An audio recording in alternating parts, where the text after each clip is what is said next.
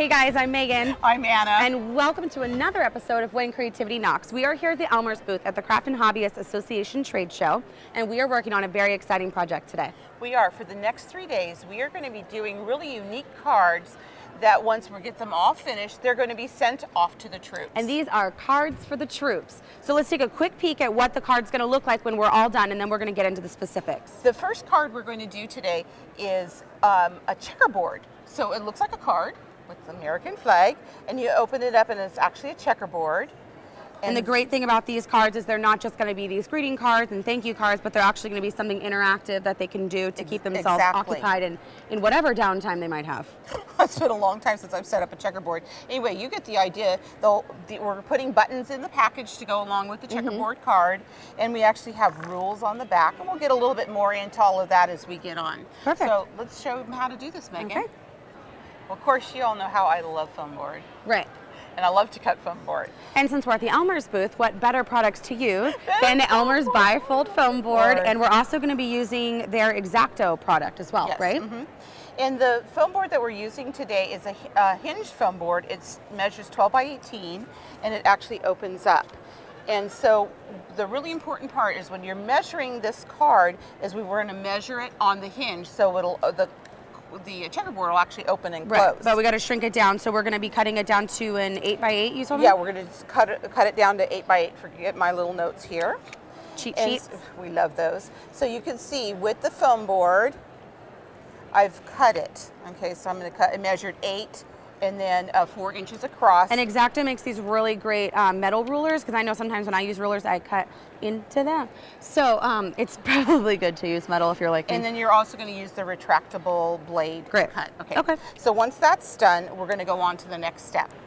Once we have the foam board cut, we're now going to make a grid on the inside. So isn't that cool? Just opens right up. Okay. And this metal ruler is actually 1 inch wide, so it makes it super simple. Oh, perfect. So it's literally the length that you need, Yep. or the Pencil, width, I guess I should say. You know, make a grid, go one way, the other way. All right, now what we're going to do is we're going to color in the grid. And I kind of got started just to... Well, I mean, I'm going to take over from here because coloring is my favorite thing. So Elmer's has these really great markers. They're project poppers. And they're like the dual... Can you say dual? Or does that mean you're fighting? They're the double-ended ones. You know what I mean? Like, you want a mustache? Absolutely not. Okay, so go ahead and do a little coloring. Okay, so we're going to be coloring in just alternating squares? Yeah, but color in the red. What I did is I actually went through and outlined my squares, and then I went back in to color them in.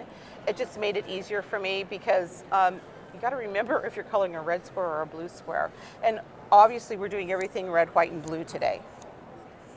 Oh, I forgot how much she loves to color. And then you're going to go back with the blue. You get the idea. So we're going to finish coloring in the checkerboard. And we're going to, because little Megan just loves her coloring. I'm not going to stop till I'm done. Okay. So once the checkerboard is finished coloring, we're going to go and decorate the front of the board. Now Megan's got all her coloring done, so we're going to get ready to put the cover on the card. And we're going to start with a photograph. I just got a photograph of the American flag. Okay. And we're going to glue it on. You can use the glue stick, but I love this dot runner.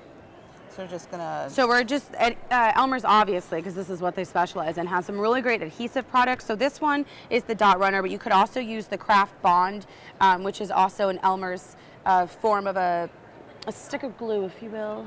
I'm going to use it actually on the back, so we'll show them in a minute. And then they also have these really fun popper borders that goes along with the whole little popper, and they're sticky on one side.